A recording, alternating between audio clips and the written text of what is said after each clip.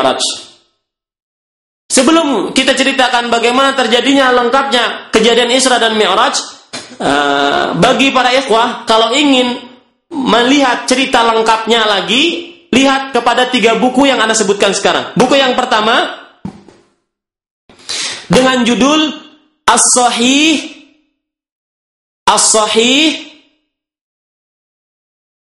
min Qissatil Isra wal Mi'raj, karangan Amr Abdul Mun'im.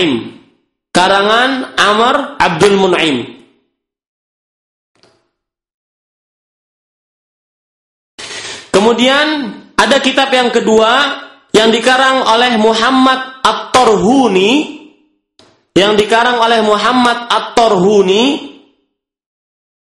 dengan judul Li awwali marratin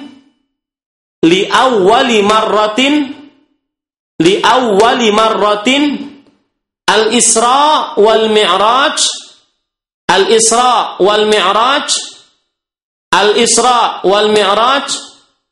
Ar-riwayah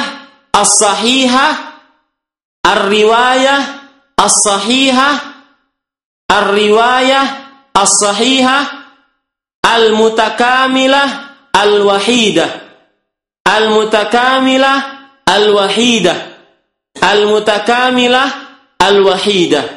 Ana ulangi, kitab Muhammad At-Tarhuni dengan judul Di awwali marratin Al-Isra wal Mi'raj Ar-riwayah as-sahihah al-mutakamilah al-wahidah.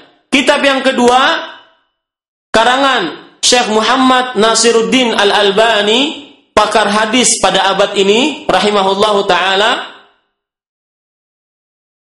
Al-Isra wal Mi'raj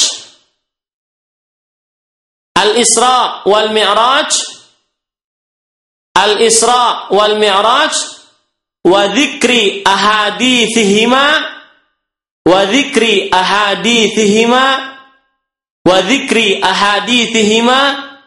wa takhrijihima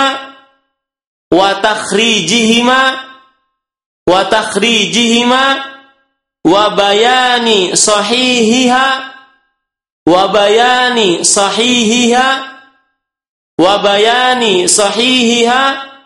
min saqimiha. Ana ulangi, buku yang terakhir yang dikarang oleh Syekh Muhammad Nasiruddin Al-Albani rahimahullahu taala, pakar hadis pada abad ini, Al-Isra wal Mi'raj wa dzikru ahaditsihima wa takhrijihima wa bayani sahihiha min saqimiha. Baik, sekarang kita sebutkan kejadian Isra dan Mi'raj.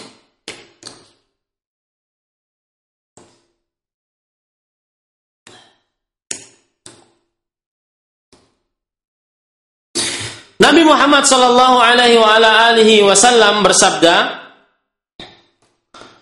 "Furija an saqfi baiti wa ana bi Makkah." Ana sebutkan langsung bahasa Indonesianya ya, biar lebih ini waktu. Suatu malam atap rumahku terbuka dan aku berada di Mekah. Jadi kejadiannya di mana? Di Mekah. Fanazala Jibril, kemudian Jibril turun, kemudian membelah dadaku, kata Nabi Muhammad SAW, dari sagrinya ke nahrinya, dari sini ke sini, ya, membelah dadanya, nada dada Nabi Muhammad SAW, kemudian mengeluarkan hatiku, kemudian membasuhnya dengan Zamzam, dengan air Zamzam. Kemudian dia datang dengan sebuah tempat untuk air yang dari tempat tersebut terbuat dari emas, dan tempat tersebut di dalamnya ada hikmah, yaitu ilmu dan keimanan. Ya, setelah dicuci, kemudian dicuci dengan air Zam-Zam, kemudian Jibril datang dengan apa? Dengan tempat yang terbuat dari emas, dan di dalam tempat tersebut ada hikmah dan keimanan. Kemudian pada waktu itu, kemudian setelah itu dia memasukkan apa? Hatiku. Kemudian mengeluarkannya, ya, memasukkan hatiku ke dalamnya dan mengeluarkannya, dan kemudian memasukkan lagi ke dalam badanku, dan kemudian aku seperti sedia kala. Kemudian dia datang dengan burak, dan dia adalah binatang putih yang tinggi. Fauqal himar, besarnya di atas atau lebih besar daripada keledai, dan juga di bawah daripada bagel. Bagel itu adalah perkawinan antara keledai dengan kuda. Di atas besarnya lebih besar daripada keledai sedikit, dan di bawah daripada bagel. Bagel, ya, paham ya? Bagel. Bagel adalah hasil perkawinan daripada kuda dan keledai. Kemudian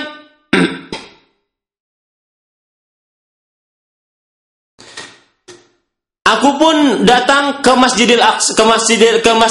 Baitul Maqdis. Farabattuhu bil hilqah allati yarbutu bihal anbiya.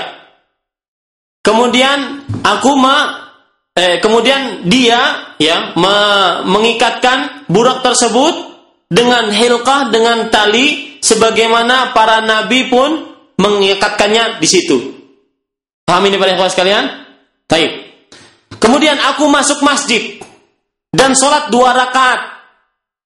Kemudian aku keluar dan mendatangi Jibril, dan Jibril memberikan kepadaku 2 tempat, dan isi dari kedua tempat itu, satu tempatnya khamar, satu tempatnya laban.